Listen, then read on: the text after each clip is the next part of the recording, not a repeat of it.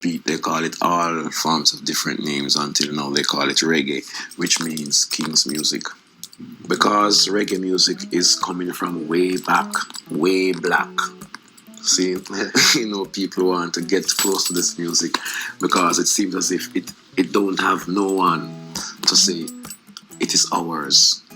It's like a wild goat let go, and 10 people chasing the wild goat to catch him, and the one first catch that goat would be the owner of that goat.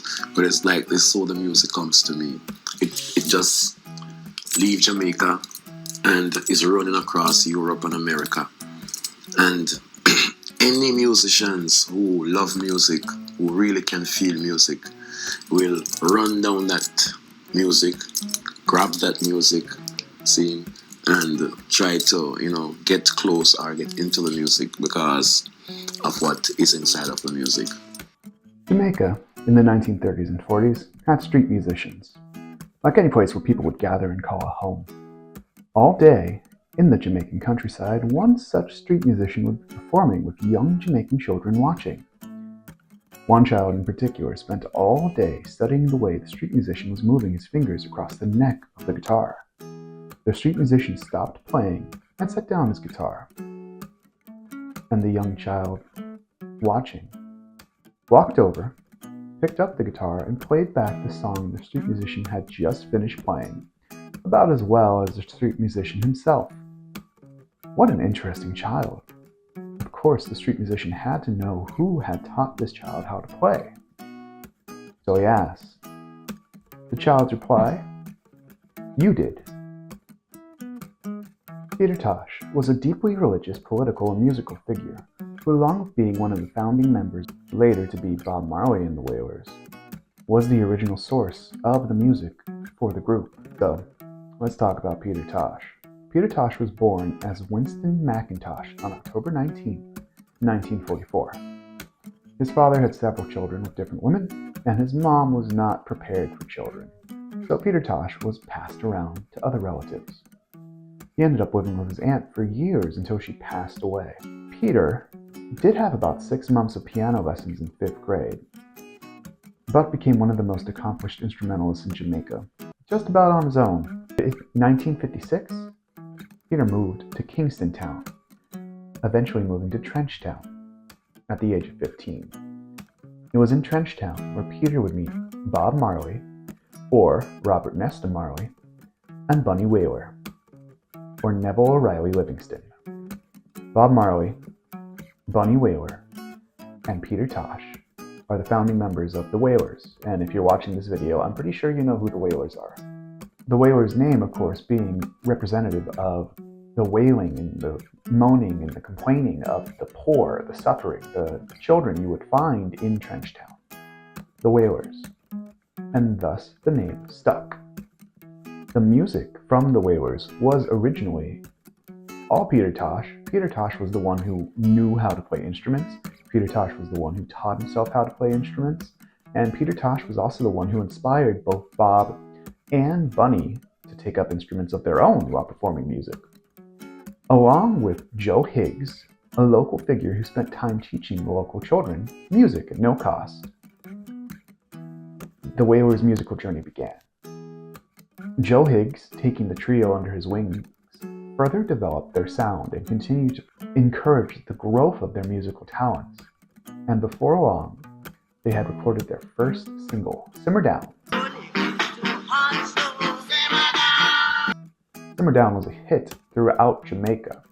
However, Bob Marley, Peter Tosh, and Bunny Wailer would get almost none of the residuals from the actual recording. Their song was topping Jamaican charts, and Peter felt they were being taken advantage of by their producer. So, the trio decided to look for a new producer when they found Lee Scratch Perry. Lee Scratch Perry is a prominent DJ in Jamaica around this time, and would take quite a bit for me to dive into detail. Expect another video about him going eventually. I'll leave it there for now. With Lee Scratch Perry, the Wailers continued to develop their sound. In 1972, the Wailers met Chris Blackwell, who became the producer for the group, and was also a representative of island record labels. Catch a Fire was their first release with their new producer and featured a number of songs written by Peter Tosh, namely the songs 400 Years and Stop That Train, which are both attributed to Peter Tosh's writing. Another track I like to focus on from the Wailers' days of music before any separation was Get Up, Stand Up.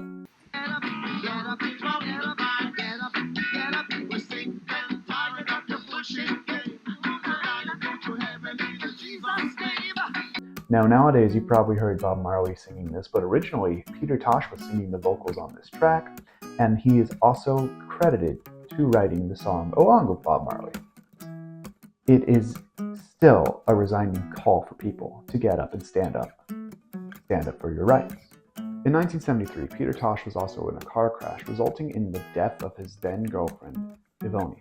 In 1974, the original group of Bunny, Bob, and Peter broke apart. This was primarily due to Peter Tosh feeling that they were being pushed aside. Him and Bunny Wailer, the Wailers, were being left behind, while the group would become Bob Marley and the Wailers. Chris Blackwell was primarily behind this push, and Peter Tosh was very resentful of him, calling him Chris Whitewurst instead of Blackwell, kind of a play on words. Peter and Bob Marley did not stay close, as Peter was upset that Bob Marley continued on with the Wailer name, and did not try to speak with Bob Marley moving forwards. Peter believed that fighting for his people's rights was the purpose of his life. He had much work to do for Rastafarianism and to help the people continue on. And thus, he began his solo career. Peter Tosh released his first album, Legalize It, in 1976. Legalize it, yeah. And is still an anthem for the de-restriction of cannabis in general, or herb as the Jamaicans call it. Peter Tosh was a firm believer in consuming cannabis, or herb once again, every day, as he believed it helped him connect spiritually to his roots. It helped his mind be more reflective of what he's thinking, and it encouraged his writing. So almost anytime Peter Tosh wrote any music, he was probably smoking weed. Be direct. Legalize It, the track on this album, was actually banned in Jamaica. Marijuana was illegal in Jamaica. Cannabis was illegal in Jamaica at this time. Just for a fun fact. And Peter Tosh was considered a troublemaker ever since putting this song out. And honestly, well before that, Peter Tosh was always a troublemaker. Another quick aside I just wanted to talk about, Peter Tosh was really into unicycling. He would often ride a unicycle. He could go forwards and backwards. He could hop on it.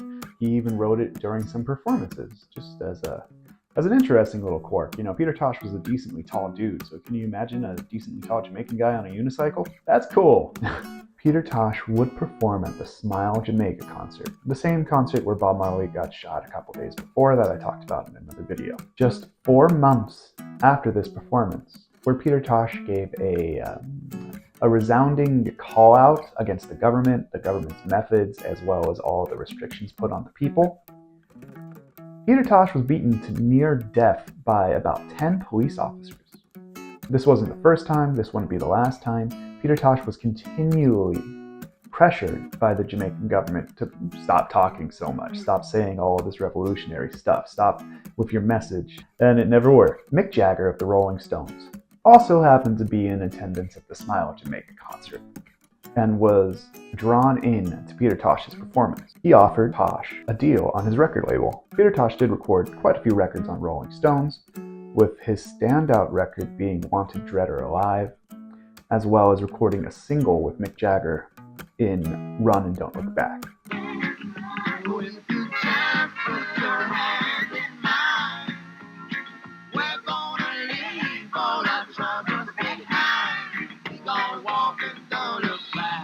A couple songs I like to talk about on Wanted Dead or Alive are Bumbleclot and Guide Me From My Friends, though Reggae is also on the list of notable songs. The song Bumbleclot was written about his encounter with ghosts, or dubbies, as Peter Tosh was not just suffering from physical attacks, he was also suffering from spiritual attacks.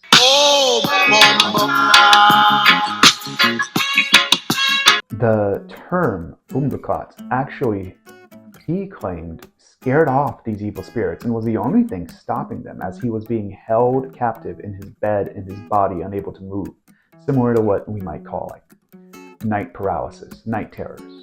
And yelling out Boombeklot actually got rid of the demons for him. This was a term that was banned in Jamaica, as it is essentially one of the most vulgar things you can say in the nation. You know, like, imagine the worst curse word, and in Jamaica that was Boombeklot. And this was another tune and another time Peter Tosh was not encouraged and welcomed in Jamaica for his unique writing style. Guide Me From My Friends, the other song I wanted to mention, has a very consistent theme in Peter Tosh's life.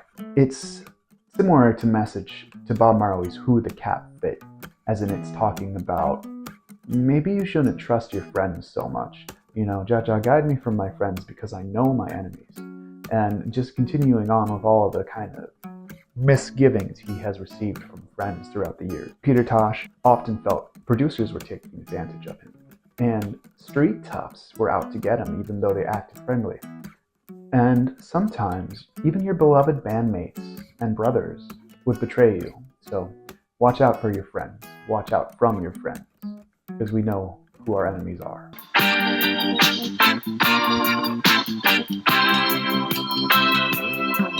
Jaja guide me from my friends, 'cause I know my enemies every time. No Nuclear War is another song I wanted to highlight real quick. It was talking heavily about all the different nuclear war worries that were going on at the time, and was directly targeted at the United States. In 1987, No Nuclear War actually won Peter Tosh a Grammy. Now, during Peter's 1983 tour, he was actually gifted a new guitar that was shaped like a rifle. And I just like to talk about this because I enjoy looking at instruments. Peter Tosh was a guitarist. He was a musician. And his weapon of choice for battling oppression was his guitar. Peter Tosh was murdered on September 11th, 1987. He was killed by a friend who had recently gotten out of jail. Once again, going back to guide me from my friends. As though Peter Tosh already knew what was going to happen in his life. He was already aware of how his life would come to an end. On September 11th, after Tosh returned home to Jamaica, a three-man gang came to his house demanding money. When Peter Tosh said he didn't have any, they didn't believe him. They remained at his residence for several hours, trying to get something out of him, trying to get some money out of him. Over the hours, various associates of Peter Tosh came to visit, and the gunmen took them hostage as well. Peter Tosh was shot twice in the head and killed. Herbalist Wonton Doc Brown and DJ Jeffrey I. Dixon were also wounded in the assault and died from the wounds they sustained. Also, victims of this event, Peter Tosh's common-law wife, Andrea Brown, Three Eyes' wife, Giovanni Joy, and Peter Tosh's drummer, Carlton Santana Davis, as well as musician Michael Robinson. The gunman in question, or the main gunman, Dennis Lepo Loven, was arrested and tried and received one of the quickest guilty verdicts in the history of Jamaica. In October of 2012, Peter Tosh received the fourth highest honor of the Jamaican Society, which is the Order of Merit. And with that, folks, I just want to leave a message from Peter Tosh himself, talking about death. In this specific instance, he's talking about Bob Marley's death. But I think it applies to death in general. Well, I've been close to many people who die, and I don't react to death in any nature differently from any other person who have never been close to death. It is my greatest sympathy to know that we've been so close together and he died.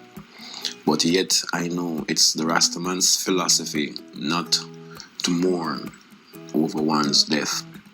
After he dies, we know he's reincarnated into some other being. See? And his work, which he been doing for all this period of time, he had reached a dimension of accomplishment. And it is for us who still have the work to do to continue what we were doing. And with that, we lose a legend, almost never recognized in his time, and still not as recognized as I feel he should be today. Thus, this video. Thank you so much for joining me. My name is Richard Durazo. If you enjoyed this video, leave a comment, like, subscribe, share it with your friends. You know somebody who likes Peter Tosh? Let them see this.